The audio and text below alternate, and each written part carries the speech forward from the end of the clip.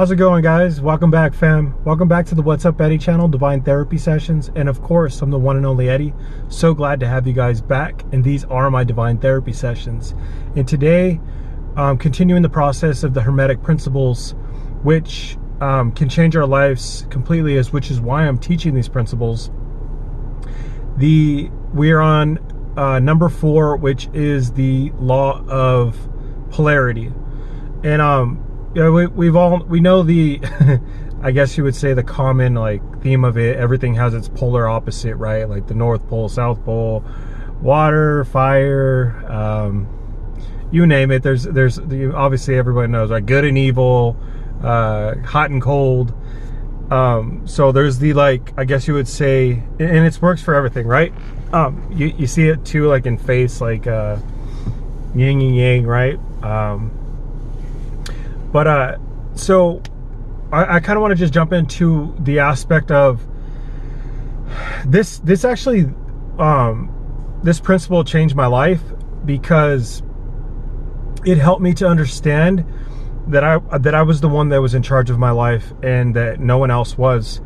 And even when you think that your environment or the people around you are the ones in charge of you, they're not. And you could even be in any situation. You could be in jail or prison. You hear guys who get wrongfully accused for being in prison, and they'll be in prison for 15 years of their life, but they don't succumb to the place that they're in. Why is that? Because they never allowed the environment around them to hinder their mind. They found they were able to be alchemists, and that's what I feel like the Hermetic principles teach us. In alchemy is transmuting and changing from one state to another, and you can use this in many degrees. That's what, is what I've taught in other principles, is that there are many degrees on the spectrum, and it is all the same spectrum at the end of the day. And when I actually own this, I realize that the people around me are just a degree of me, to be honest. And that when I decide to make a decision, because we all do, so let's make an example. So when you are changing, let's say an emotion or a belief system, say that you have been afraid your whole life of, I don't know, just say that you were afraid, you're in fear. Now, what is it going to take from you to switch from fear to courage? Well, it's going to take an instant. I know, what's his name? Oh, I forget his name now. He's really famous too, and he's in the spiritual world. That's bad. But I don't remember his name, but he says that it only takes a moment for you to make the decision. Don't dwell on the fact that it took you years to get there. The fact is that you got there, and it didn't take all that time to get there. It took that one moment to change how you felt about something, or what your belief system is on it.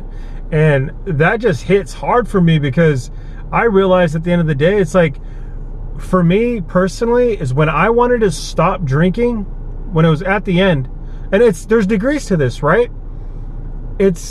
I got sober at age of 33. It took me years to get there, many tries, but I finally did it, right?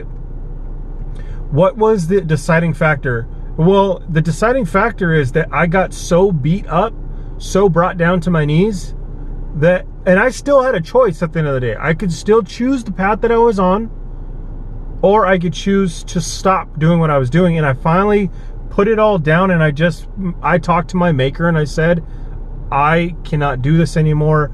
I want to try again. And by making that conscious effort, that decision, I switched it. I was the alchemist in that situation. I went from fear-based to courage. And to be honest, it takes courage, that moment of courage, to change that, right? Now, and why do I use fear? I use fear because I feel like fear is, it runs rampant on this platform we call Earth, right? There's a lot of it. You hear random people, when I was just in the store right now, and they're talking about the news, and it's just you can hear them regurgitating that they had just been watching the news for who knows how long, And not to judge them, each their own. You know, you want to get informed, right? You want to know your environment around you. But I just say that, like, a lot of it's fear-based, and people believe these things, and it's just because a TV screen's in front of you and people are yelling at each other. And you see it too, these politicians, you see it. Well, look, I don't want to go too deep in that, but if you sit there watching that stuff, we're easily programmed as people. You're going to figure this out as with alchemy. When you start to change, you realize how gullible and programmable we are. And you can use that for your betterment. You can change that. You can literally brainwash someone. You can sit someone in a prison, put them in front of a screen full of violence, and have these subliminals going. I know someone's done some good work. What's his name? Joe Dispenza. He was talking about how gullible we are, how we could be, and how well programmed we could be. And I was like, you know what, man, that's awesome. And how do we flip that, right? Like, how do we can use that stuff to start programming ourselves for the betterment? And you guys, at the end of the day, it takes courage, and it takes commitment, and it takes hard work.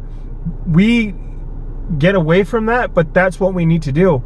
But like I said, everything has its polar opposites, right? And we're all on the same spectrum, just on different degrees of it. And that goes into other laws or other principles of the Hermetic principles, because they're all interchangeable, right? So another good example of this is, say that, like, I like being around 200, anywhere from 195 to 205 pounds. Right now I weigh 230, I think it's 230 pounds. So I'm over the weight that I don't feel comfortable. Well, I feel comfortable at the weight, but any more would be too much. So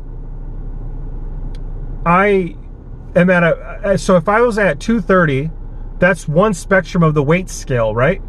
And if I drop down to 205 or a 195 where I want to be, I'm at a different spectrum of that same weight system, right? The same works for the emotions we have. It's an instant in which we can change these things, and it is contingent on our spiritual growth, our spiritual consistency to keep doing the things that we are doing. I tell you guys, whatever you focus your mind on will become your reality, and all of your energy can be sourced into that one thing.